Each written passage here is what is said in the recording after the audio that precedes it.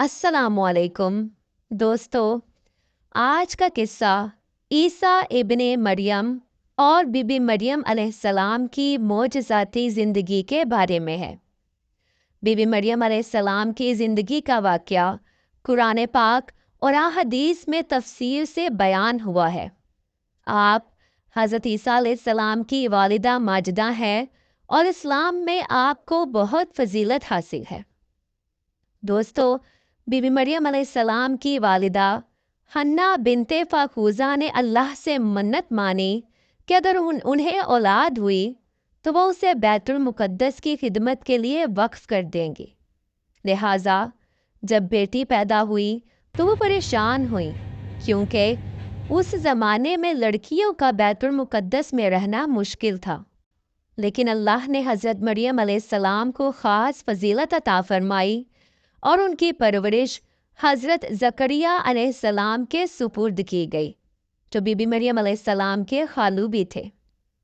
Be be مریم مسجد اقصیٰ کی ایک محراب میں رہتی تھیں اور ہمہ وقت عبادت میں مصروف رہتی تھیں۔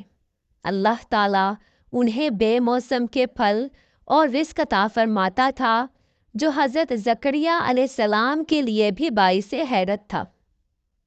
پھر ایک دن جبرائیل علیہ السلام کامل انسان کی شکل میں آئے اور انہیں بتایا کہ اللہ نے آپ کو ایک پاکیزہ لڑکے کی بشارت دی ہے۔ بی بی مریم نے تعجب کا اظہار کیا کہ بغیر نکاح کے یہ کیسے ممکن ہے؟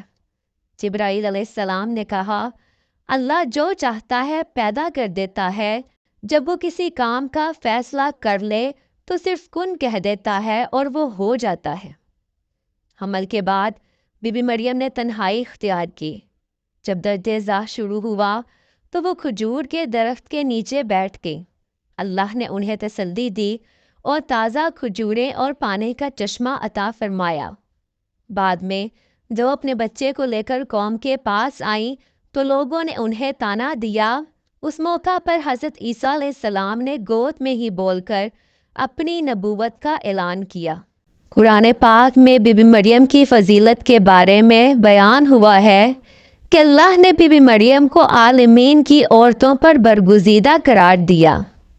آپ کا نام قرآن کریم میں 34 مرتبہ آیا ہے، جو کسی بھی دوسری خاتون کے مقابلے میں سب سے زیادہ ہے۔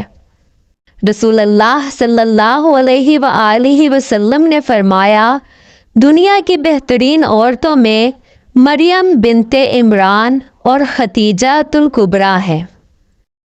حضرت عیسیٰ علیہ السلام کی ولادت بیت الحم میں ہوئی۔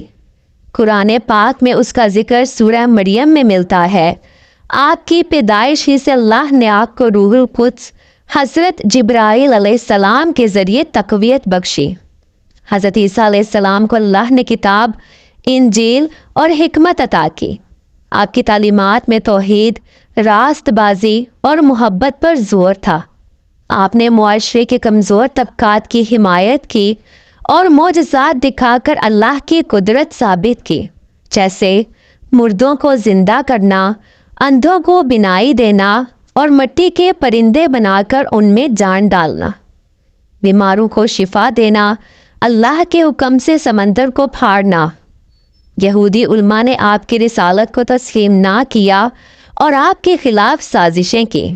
یہودیوں نے حضرت عیسیٰ علیہ السلام کو قتل کرنے کی سازش کی، لیکن اللہ رب العزت نے انہیں بچا لیا، جیسا کہ قرآن کریم میں ارشاد ہے، اور نہ انہوں نے عیسیٰ کو قتل کیا اور نہ سولی چڑھایا، بلکہ ان کے لیے کسی اور کو مشابہ بنا دیا گیا۔